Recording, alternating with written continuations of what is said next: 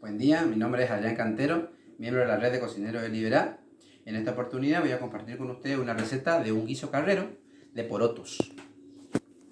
Como ven ahí, tenemos la mise en place. Se puede observar los porotos, las legumbres, la carne que vamos a utilizar a base de pollo. Este zapallo, la función que va a cumplir va a ser vamos a presentar en este zapallo nuestro guiso. Tenemos cebolla por un lado, morrón, zanahoria, mandioca que ya tengo precocida, que la tengo congelada, y 150 más o menos de puré, sal, pimienta.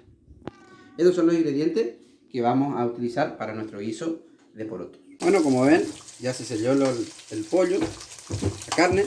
Acá también puede ir panceta, si tienen en su casa panceta, puede ir un poquito de panceta para sellarse con la carne. Vamos a agregar la cebolla, todo picado en bromois, y el morrón, todo picadito para que se vaya guisando.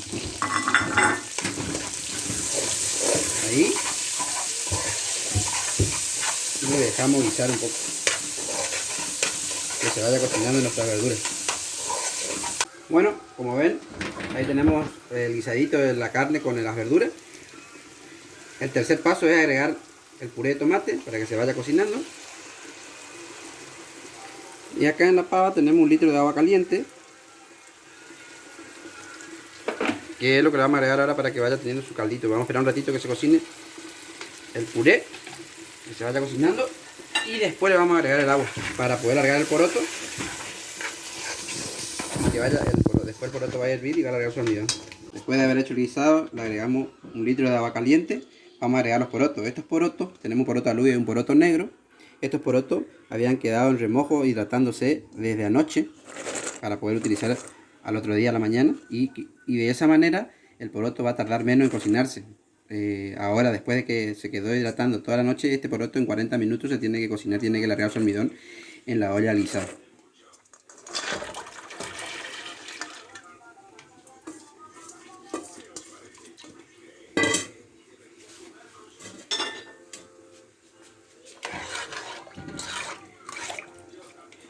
Ahí le vamos a dejar que hierva a fuego lento.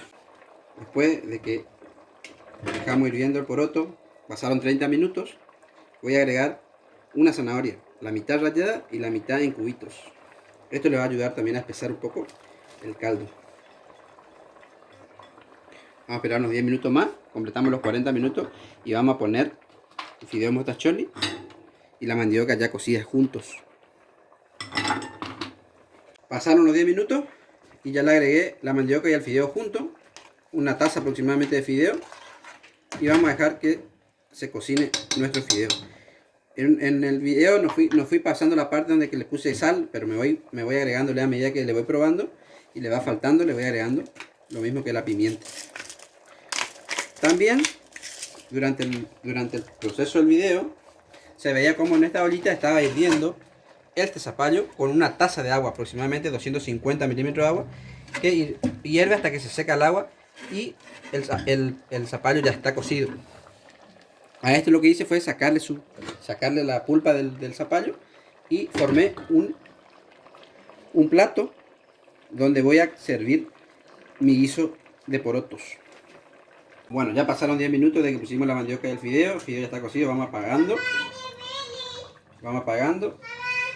Pusimos en un plato el zapallo, que es donde vamos a servir el guiso para presentar. El puré se guardó, como dijimos, se guardó para alguna otra receta, el puré de zapallo. Y ahora vamos a servir.